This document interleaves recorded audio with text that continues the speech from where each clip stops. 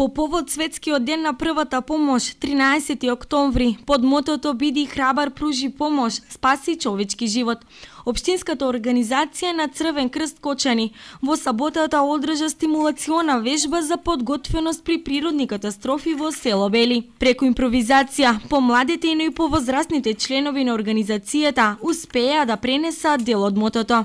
Да се биде предпазлив во момент на елементарни непогоди, како да се заштитиме при појава на земјотрес. Денес на показната вежба беше презентирано евакуација при земјотрес, што е поврзано со темата која што имаме оваа година за прва помош, а тоа е природни катастрофи.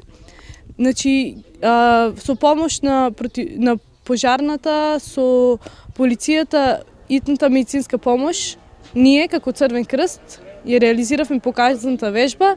Имавме симулација на земјотрес со повредени. Општинската организација на Црвениот крст период наназад преку најразлични активности се стрема да стават акцент на тоа колку првата помош е значајна за човечката безбедност.